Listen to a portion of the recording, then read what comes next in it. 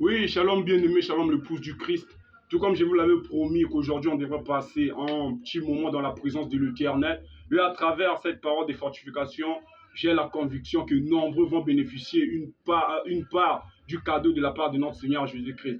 Bah, avant tout, on doit d'abord remercier ce Dieu-là qui nous a accordé ce souffle de vie, qui nous a accordé ce précieux moment de passer un petit moment avec lui. Éternel Dieu Tout-Puissant, nous te bénissons, Père. Parce que la Bible dit en toutes circonstances, nous devons te rendre gloire à Dieu des armées.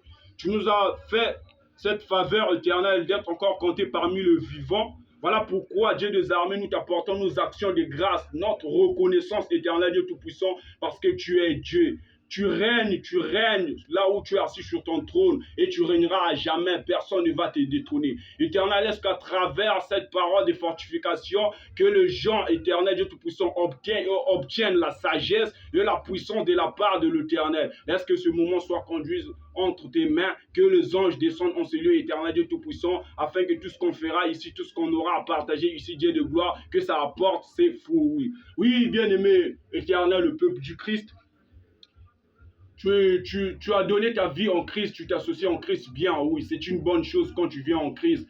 Mais tu peux constater que depuis que tu es à l'église, depuis que tu t'es associé à Jésus-Christ, rien ne marche. Laisse-moi te dire qu'il te manque une chose. Tu peux te confier à Dieu, oui, tu peux te donner à l'Éternel, mais si tu n'arrives pas à respecter le principe, le règle que l'Éternel a établi, tu verras que tout ce que tu es en train de faire, ça ne va pas marcher, tu connaîtras une échec.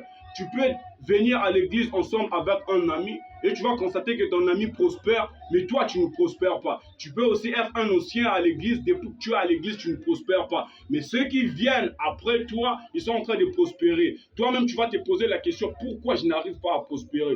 Pourquoi je n'arrive pas à recevoir le cadeau du Saint-Esprit? Mais laisse-moi te dire, il te manque une chose. Car dans tout le domaine de la vie, même dans la vie quotidienne, si tu veux prospérer, si tu veux réussir, il y a des règles et principes à respecter. C'est de la même manière à Dieu aussi. Quand tu arrives à Dieu, quand tu te confies à Dieu, laisse-moi te dire que tu dois respecter des règles, tu dois respecter des principes.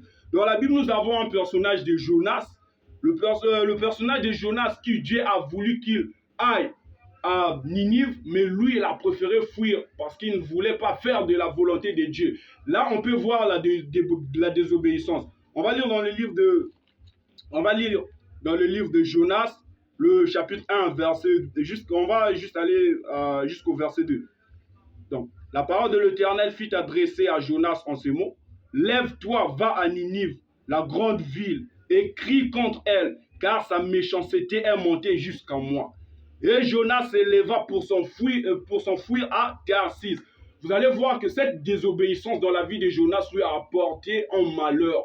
Ça a apporté un malheur dans la vie de Jonas. Quand il a fui, il a rejoint les commerçants dans une barque. Mais en rejoignant ces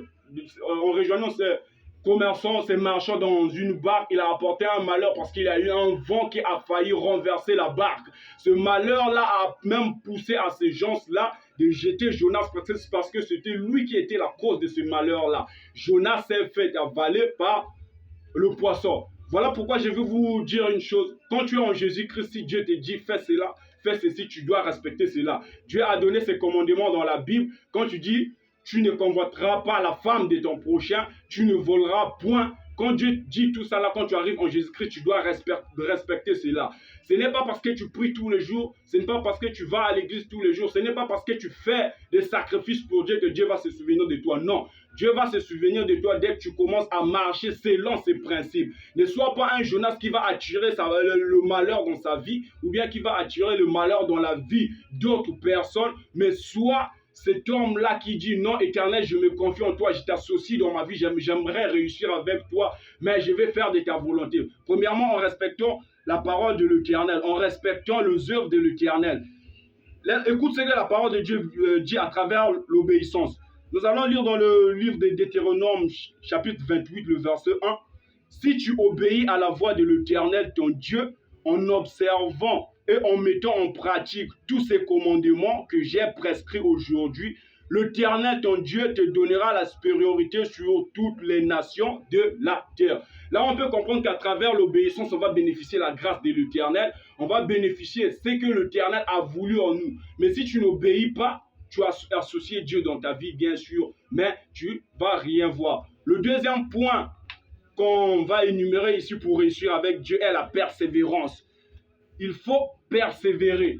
Parce qu'aujourd'hui, tu peux venir à l'Éternel, tu obéis, oui. Mais si tu n'as pas une persévérance, dis-toi que tu vas te fatiguer, tu vas perdre ta foi. Parce que un soldat, on n'envoie jamais un soldat offensant pourtant passer par une formation. Dieu doit te faire passer par une formation afin de voir sa grandeur. Dans la Bible, on a un personnage de Job. Job avait tout ce qu'il avait. Il était un homme béni de l'Éternel. Il avait vraiment la grâce de l'Éternel, vous le connaissez bien. Un jour, le diable a décidé d'aller voir Dieu en disant que oh, cet homme, ton homme Job, qui est en train de régner sur la terre, il est en train de vivre une vie normale.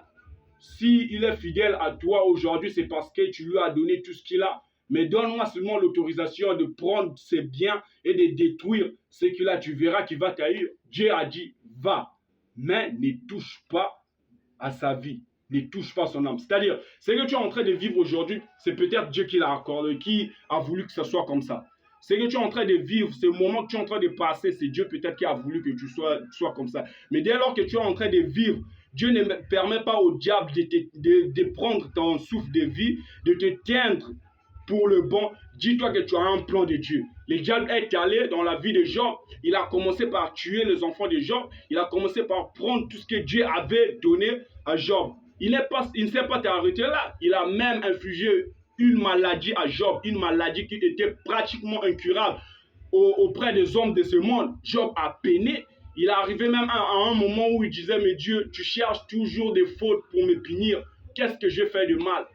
Dieu avait fait cela pour que le diable sache que non, il y a des enfants qui croient réellement à l'Éternel, qui persévèrent. Ne sois pas un chrétien qui vient à l'Éternel juste pour chercher un bien quelconque. Ne sois pas un chrétien qui vient à l'Éternel juste pour l'intérêt. Tu dois être un chrétien qui vient à l'Éternel avec toute ton âme, avec ton cœur. Parce que quand tu viens à l'Éternel, ce n'est pas juste pour venir chercher de l'argent, chercher le maître, pour chercher aussi le salut. On peut prendre ce peuple d'Israël, c'est un peuple choisi de l'Éternel, mais ce peuple-là avait la persévérance pour arriver jusqu'à la terre promise. S'il n'y avait pas la persévérance à ce peuple-là, il ne devrait pas voir la gloire de Dieu. Il ne devrait pas rentrer dans il ne devrait pas voir cette terre promise que l'Éternel avait promis pour eux. Je vais te fortifier en lisant dans le livre de...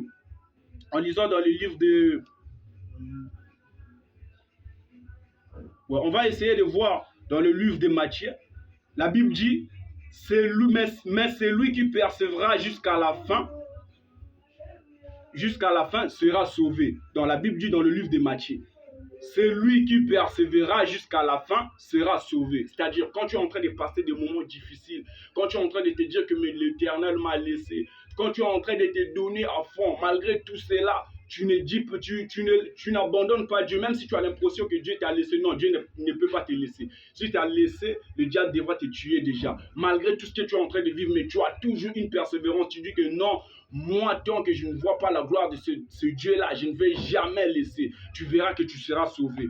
Pour finir, le troisième point que j'aimerais vraiment évoquer avec précision et j'aimerais vraiment vous supplier de pratiquer ce point-là est la foi. La Bible dit dans le livre de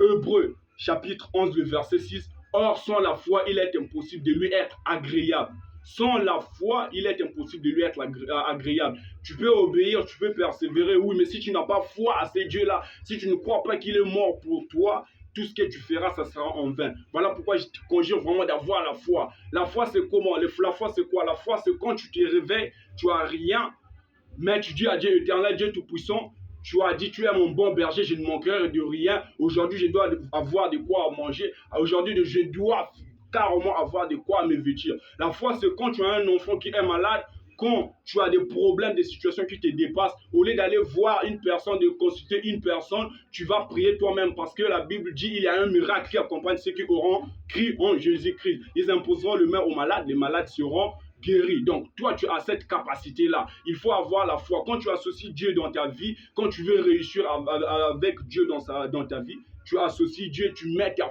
foi en œuvre. Il a fallu 12 ans. Il a fallu 12 ans pour que cette femme à la perte de sang puisse retrouver sa guérison. Elle peinait tellement Mais le jour où elle a vu Jésus-Christ, parce qu'elle avait d'abord foi en Jésus-Christ, elle savait que non, si j'arrive à toucher seulement l'habit de cet homme-là, puisque cet homme est puissant, il est élevé au-dessus de toute chose, je vais avoir la guérison. C'est comme toi aussi, quand tu associes Dieu dans tes projets, même si les gens disent que non, c'est que tu es en train de faire, ça ne va pas marcher. Dis que moi j'ai un Dieu, ce Dieu-là est juste et il est fidèle. Donc tu dois associer Dieu, tu dois mettre la foi en œuvre à travers les choses que tu es en train de faire. Vraiment merci. Je vais te donner un verset de la foi qui va même te fortifier. La Bible dit dans le livre de Romains 10, le Romains chapitre 10, verset 29, si tu confesses de ta bouche le nom de l'Éternel et tu crois en ton cœur que Père l'a ressuscité de mort, tu seras sauvé. Donc si tu crois au nom de Jésus-Christ, tout ce que tu es en train de faire, quand tu as associé Dieu dans ta vie, tout ce que tu es en train de faire, ça va prospérer. Tu prends encore ce verset, lis ça quand tu es un peu abattu. Plusieurs chrétiens ne réussissent pas à cause de la foi. Parce qu'il te manque la foi, tu ne réussis pas. En tout cas, j'avais juste quelques moments de passer avec vous. Vraiment, si tu veux réussir avec Dieu, mets premièrement l'obéissance, sois persévérant et mets la foi en œuvre. Tu verras la grâce de l'Éternel te suivre. Vraiment, merci. Laisse que toute personne qui a suivi cette parole de prédication soit bénie de la grâce de la part de l'Éternel. Partagez, parce qu'à travers cette parole, une personne peut acquérir la sagesse, peut obtenir la grâce de l'Éternel. Je veux prier pour toute une personne qui est en train de suivre vraiment cette prédication. La grâce de l'Éternel va être avec toi. Éternel Dieu Tout-Puissant, je bénis puissamment la personne qui me suit, la personne qui a pris son temps, Éternel Dieu Tout-Puissant, pour suivre cette prédication, Éternel Dieu des armées. Il y a une puissance qui accompagne, Éternel Dieu Tout-Puissant, ceux qui croient en ton nom, Père. Tu es derrière la parole de tes serviteurs pour l'accomplir. Je bénis puissamment, richement, Seigneur Jésus-Christ, la personne qui suit cela. Tout comme tu as dit, je connais le projet de paix que j'ai formé. Je connais le projet que j'ai formé pour vous. Le projet de paix et non de malheur. Père, laisse que toute personne, Dieu de gloire, qui est en train de me suivre, qu'elle bénéficie, Éternel Dieu Tout-Puissant, de la part de l'Éternel avec le projet de paix et non de malheur. J'abolis et j'anéantis la force diabolique, mais que cette personne soit sauvée et qu'elle bénéficie, Éternel Dieu Tout-Puissant, le fruit de l'Éternel. C'était votre humble frère et adorateur Shadrach de la foi. Merci, nous sommes ensemble. Partagez, ça va vous aider. Que Dieu vous bénisse.